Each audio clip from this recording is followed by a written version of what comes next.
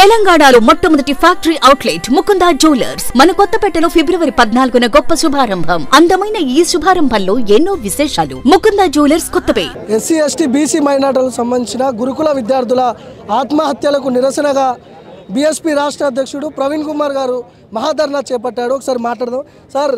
ఆ విద్యార్థులు ఆత్మహత్యలు, పోలీసులేమో ఆత్మహత్యలు అంటే వేరే విధంగా వాళ్ళు మ్యానిపులేట్ చేసే అవకాశం ఉంది. ఇందులో ఏం చెప్తారు దీని గురించి?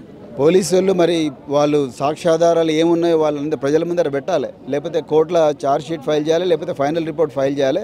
అప్పుడే చెప్పొస్తుంది. పోలీసు వాళ్ళు ఇష్టం వచ్చినట్టు మాట్లాడతారు. ఇంతకుముందు చిక్కడపల్లిలో ఆత్మహత్య అయినప్పుడు కూడా ఒక ప్రేమ వ్యవహారం ఉందని చెప్పి ఇష్టం వచ్చినట్టు ప్రైవసీని ఇన్వైట్ చేస్తూ మరి పోలీసు వాళ్ళు అవన్నీ కూడా లీకులు చేస్తున్నారు. పోలీసు వర్షన్ ప్రభుత్వం ఏం చెప్పమంటే పోలీసు వాళ్ళు అది చెప్పే పరిస్థితి ఉన్నది. సో నేను పోలీసు వర్షన్ నమ్మను. ఉండే నిజాలు ఉంటే నిజాలు చెప్పమని చెప్పండి. ఆయన దగ్గర ఏం ఆధారాలు ప్రజల ముందర పెట్టమని సంబంధిత అధికారిని చెప్పండి. అసలు నాకు అర్థం కాని ఏంటంటే భార్గవ్ గారు ఎక్కడ పోయిండు ముఖ్యమంత్రి, ఎక్కడ పోయిండు మంత్రి? అసలు మంత్రి ఉన్నాడా ఈ డిపార్ట్మెంట్కు? తెలంగాణలో గురుకులాల సంక్షేమానికి సంబంధించి దాదాపుగా 90% మంది ప్రజలు వాళ్ళే. మరి 90% మంది ప్రజలకు సంక్షేమానికి సంబంధించిన మంత్రి ఎక్కడున్నాడు? ఎక్కడ పోయిండు మంత్రి? మంత్రే లేడు. మీరు రెవెన్యూకి వేస్తారు, భూదందాలు ఎక్కడైతే చేయొచ్చో అక్కడ రెవెన్యూకి వేస్తారు, ఇండస్ట్రీస్కి వేస్తారు, ఐటీకి వేస్తారు, కమర్షియల్ ట్యాక్స్కి వేస్తారు, సారా అమ్ముకునే ఎక్సైజ్కి వేస్తారు. కానీ సంక్షేమానికి ఎందుకు వేస్తలేరు మన మంత్రులు? ఎందుకు వేస్తలేరు? అంటే వీళ్ళని ఏం చేసినా నడుస్తుంది. లాస్ట్కి మళ్ళీ వీళ్ళే కదా ఓట్లు అమ్ముకునేదనే ఒక కాన్ఫిడెన్స్ ప్రభుత్వం అనుకున్నది కాబట్టి అట్లా చేస్తాం. రాజకీయం చేస్తున్నారంట కాంగ్రెస్ వాళ్ళు ఆరోపిస్తున్నారు.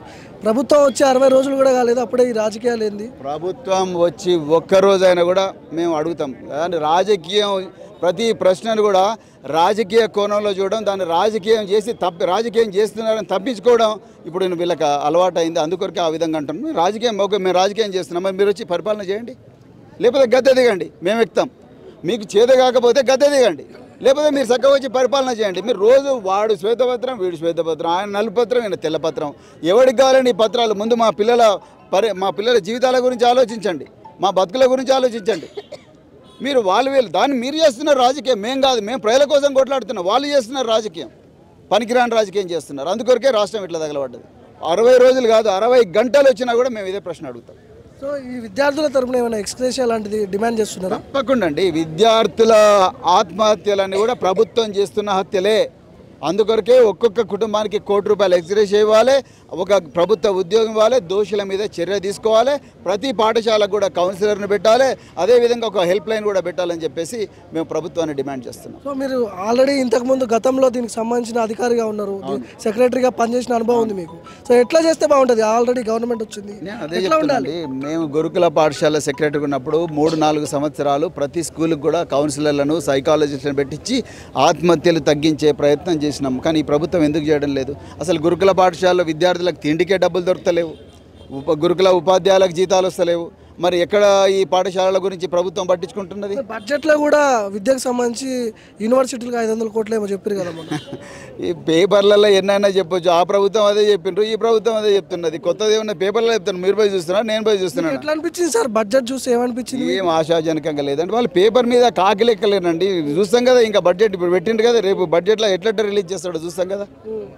అంతా ఉట్టిదేనండి. వీళ్ళు ఎక్కడ కూడా వాళ్ళకు చిత్తశుద్ధి లేదు. చిత్తశుద్ధి ఉంటే ముఖ్యమంత్రి ఎందుకు రావట్లేదండి? మరి ఈ సంక్షేమానికి రావాలి కదా, సంక్షేమ శాఖ మంత్రి కదా, ముఖ్యమంత్రి రావాలి కదా, లేకపోతే అధికారులను పిలిపించుకోవాలి కదా, లేకపోతే ఎక్కడ సంఘటన జరిగిందో ఇలాంటి పేద తల్లిదండ్రులు ఎవరైతే ఉన్నారో వాళ్ళ దగ్గరికి పోయి వాళ్ళని పరామర్శించాలి కదా.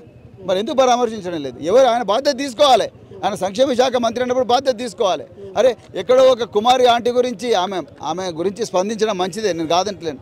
ఆ కుమారి ఆంటీ అనే వ్యవహారం గురించి మీరు మాట్లాడడానికి టైం దొరుకుతుంది మీకు, కానీ ఈ పిల్లల ప్రాణాలు పోతుంటే మాట్లాడడానికి టైం దొరకదా? దీనికి సంబంధించిన మంత్రిని కూడా ఇంకా ఏర్పాటు చేయాలి. అంటే మీరు అర్థం చేసుకోవచ్చు, వీళ్ళు ఓట్లు ఎట్లయినా వేస్తారు, నాకు వీళ్ళ గురించి నేను ఆలోచించాల్సిన అవసరం లేదు అన్న విధంగా ముఖ్యమంత్రి లేకపోతే ఆ శాఖలో ఉండే ఆ ప్రభుత్వంలో మంత్రులను ఆలోచిస్తున్నారు. వీళ్ళకు తప్పకుండా గుణపాఠం చెప్పే రోజులు దగ్గరనే ఉన్నాయని అనుకుంటున్నాను. ఎంతవరకు పోరాటం చేస్తారు ఆర్ఎస్పీ గారు? చివరి వరకు పోరాటం చేస్తారు.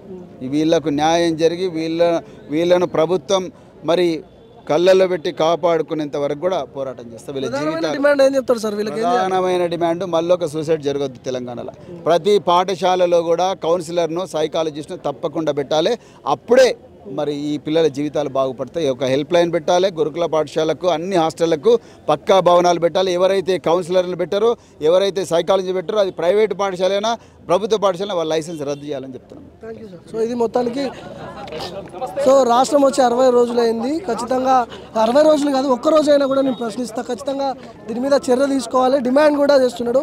ఎక్స్గ్రేషియా ప్రకటించాలని, చనిపోయినటువంటి విద్యార్థులు ఎవరైతే ఉన్నారో వాళ్ళ కుటుంబాలని ఆదుకోవాలి, లేకపోతే పెద్ద ఎత్తున దీని మీద కార్యాచరణ విడుదల చేస్తామని కూడా ప్రవీణ్ కుమార్ సార్ చెప్తున్న పరిస్థితి.